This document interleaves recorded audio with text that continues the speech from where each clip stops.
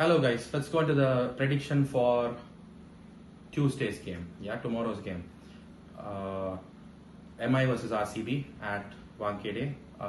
Another very important game for both teams who are very much in the playoff hunt. Like, I mean, if you take the look of likes of KKR or SRH or DC, mathematically KKR கூட விட்டுருங்க. KKR கூட வந்து இப்போ run rate சூப்பராக இருக்கு, -0.1 தான் இருக்கு.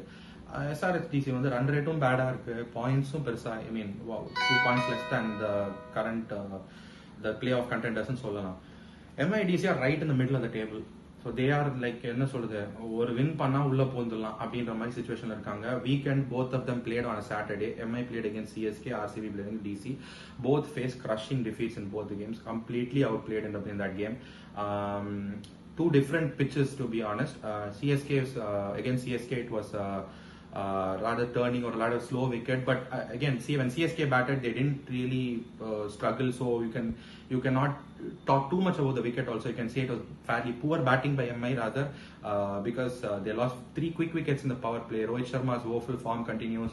He has to step up. He lost 2 games back-to-back. That's for a skipper is really concerning. And Ishan Kishan again should have played the situation. Green adika poi bold ஆகி அதுக்கு அடுத்த ஓவரே வந்து கண்டமேனிக்கு சுத்தி out ஆனா, அந்த பிரஷர்ல திருப்பி Rohit Sharma played a very poor shot. He went for a sweep scoop shot, which you should play when you're in like 20, 25 or 30 runs into the thing, not when you've just come in and faced 2 balls. So poor shot selection.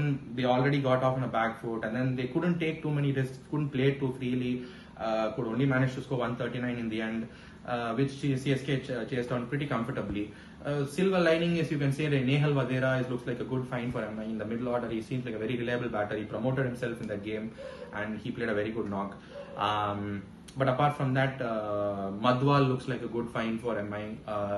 That Raghav Goyal also bowled decently, like spinner, he bowled well. But these are all small positives in a rather, pretty much a game where they can forget about it. Coming to the likes of RCB, well, what can I say? They went back to being peak RCB again. They scored a decent score on that pitch, around 181, I think, which DC comfortably just blew them away. 15.4 overs, they just chased it down. Salt went completely berserk in that game. I think Siraj even tried to sledge him in the beginning, and he only ended up getting him pumped up to score even faster than he was actually scoring. So that looked like a bad move.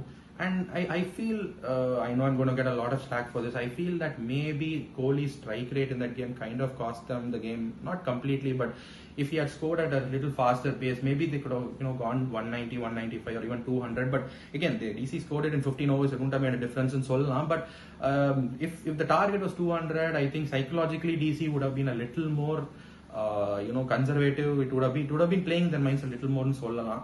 And I understand when people say, yeah, Kohli has, does not have the liberty of other teams because their middle order is fragile. There is heavy dependence in the top 3. நானே சொல்லியிருக்கேன் நிறைய வீடியோஸ்ல, உண்மைதான், இல்லைன்னு சொல்லல.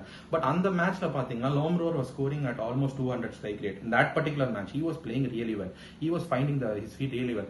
So when a partner is playing fluently, you should also try to free up play. Appiyum he was just going for singles and not really going from the other end. I felt that was a little bit of a defensive strategy that went wrong. But again, not saying that is the only reason that RCB lost. Their bowling was pathetic on that day and they completely got blown away. So 2 teams coming away from a loss into a very crucial fixture that is going to be played at Wankhede, Mumbai's home game.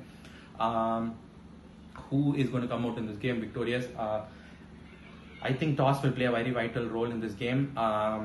MI will want to chase because they know what their problem is. Their bowling is pathetic. Let's not try to sugarcoat it. It's pathetic.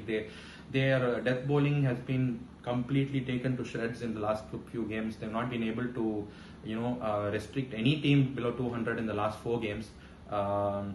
The only reason they don't do that in the previous game is because they batted first. So as for RCB, their bowling has looked fairly okay until the DC game. That's where they got completely exposed.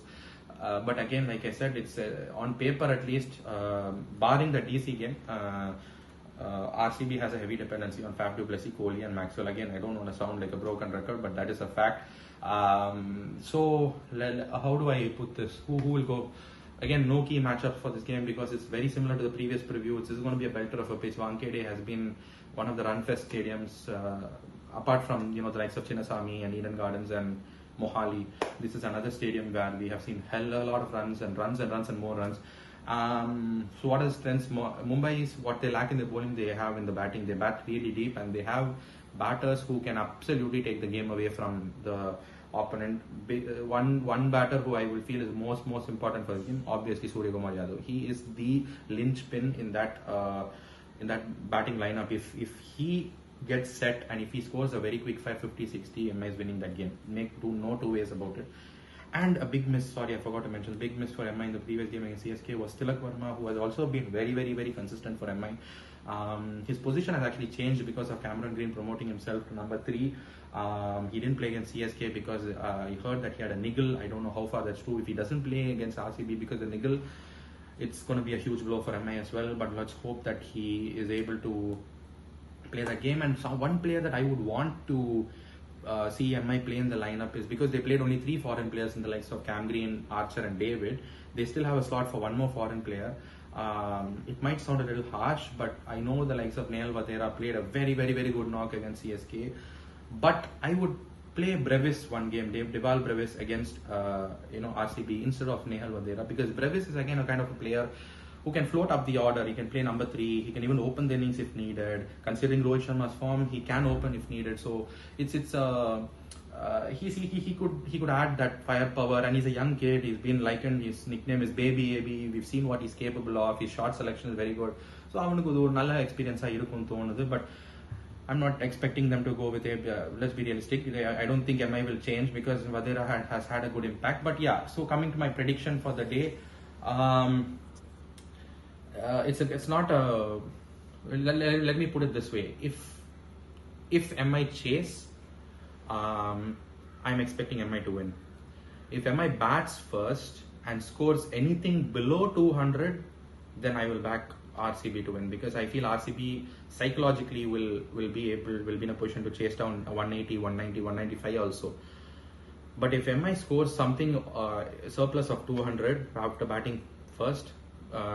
205 or 210, despite their weak bowling, I feel if they can somehow get a few early wickets, there will be a lot of pressure on RCB, and once you get through the top 3 of Maxwell, Faf and Kohli, the game is done. So yeah, if MI scores more than 200 plus, I'm backing MI for the win. MI chasing is still MI win, but MI anything under 200, I would back RCB to chase that down. So that is my prediction for the day.